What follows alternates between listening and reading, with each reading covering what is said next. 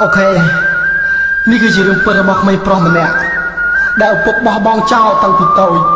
ធ្វើឲ្យអ្នកម្ដាយតែម្នាក់គត់ខិតខំតស៊ូដើរលក់នំដើម្បីចិញ្ចឹមកូនដល់តែ3នាក់អ្នកម្ដាយដើរតួជាប្រុសផងអ្នកម្ដាយដើរតួជាស្រីផងតែអ្នកមានអារម្មណ៍បែបណាបើសិនជារឿងនេះជារឿងរបស់អ្នក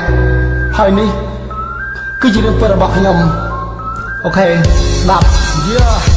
នេះគឺជារឿងពិតរបស់ខ្ញុំតាំងពីតូចដល់ធំរស់នៅសែនលំបាកអត់ប៉ាមានម៉ាក់សែនកំសត់វេទនាទោះបីឆ្មៃកោទោះបីជាកូនកំព្រាតែខ្ញុំដឹងថាអ្វីដែលវេទនាមានម៉ាក់អត់ប៉ារស់នៅឈឺផ្សាចិត្តខ្ញុំមិនចង់យំតែភ្នែកកតាហូ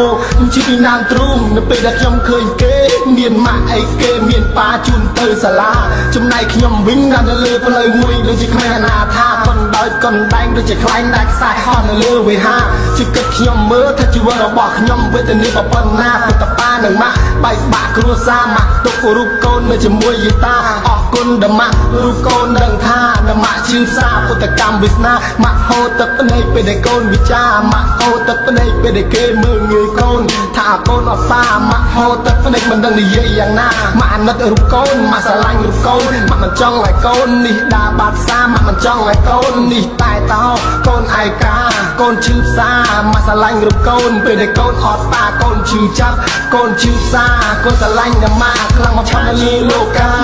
ជួបតែរឿងឈឺចាប់ខ្លោចសាតែចិត្តខ្ញុំមិនតវ៉ាឲ្យវាសនាខ្ញុំមានរស្មី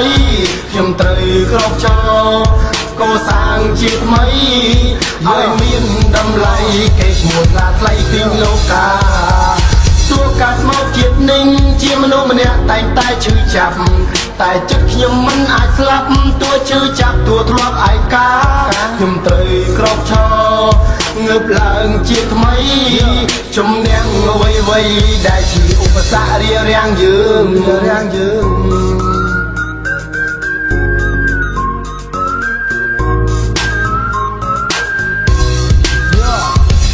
មួយគឺអ្នកម៉ាក់ពីរគឺលោកប៉ា3គឺលោកយាយ4គឺលោកតាជាអ្នកមានគុណមានធម៌ករណាបង្កើតរូបខ្ញុំមកតាំងពីតូចក្រូចឆ្មាគាត់មានសច្ចៈមានធម៌មុទិតាគាត់ស្រឡាញ់រូបខ្ញុំពីតដល់អបេខាទោះតែខ្ញុំខលខូចនៅតែមានមេត្តាខ្ញុំស្រឡាញ់ម៉ាក់ម្នាក់ព្រោះតែខ្ញុំខឹងប៉ាបោះបង់រូបខ្ញុំតាំងពីវ័យកុមារទុកឲ្យខ្ញុំកំព្រារស់នៅឯកាទោះជាប៉ាបោះបង់ឲ្យកូនរស់ជាផ្សារកូនមកភ្លេងកតាញ់នេះក៏តាវេទិតាបង្កើតរូបខ្ញុំមកឲ្យរស់លើលោកកាបានស្គាល់ជាសាបានស្គាល់សាសនាបានឃើញពលឺថ្ងៃគាត់លោកយាយលោកតាបានស្គាល់ព្រះអាទិត្យរះនៅលើវេហាបានស្គាល់ជីវិតមនុស្សមុននឹងបាត់សង្ខារស្គាល់ភាពឈឺចាប់វេទនាខ្លោចសារបានស្គាល់សបាយកម្មអ្នកតណ្ហាស្គាល់អ្វីគ្រប់យ៉ាងមាននៅលើលោកកា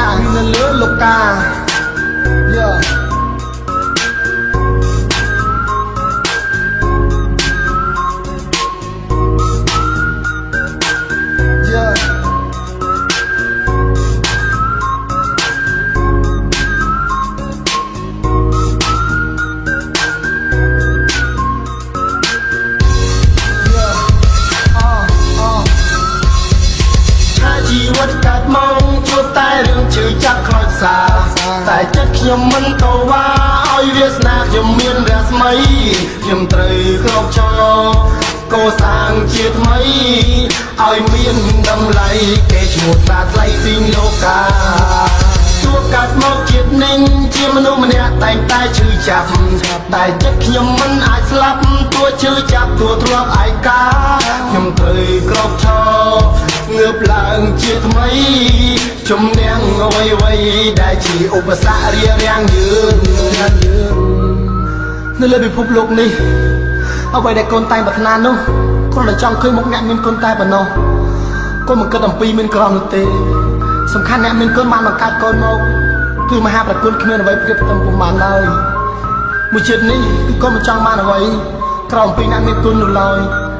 អ្នកដែលកូនស្រឡាញ់បំផុតនៅលើពិភពលោកនេះគឺអ្នកម្ដាយតែម្នាក់គត់អ្នកមានគុណ ឥឡូវទឹកខ្ញុំយល់ថាជីវិតមានដំឡៃខ្ញុំត្រូវក្រោកឈរសាំងជីវិតជាថ្មីពលលបង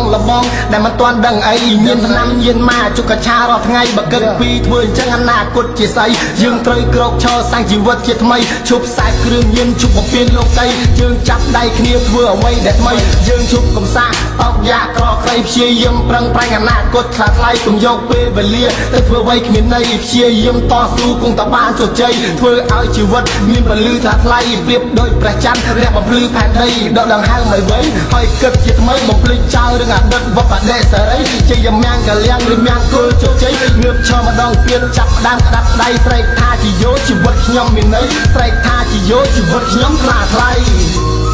យោហើយបងនេះដែរសូមផ្ញើជូនទៅអ្នក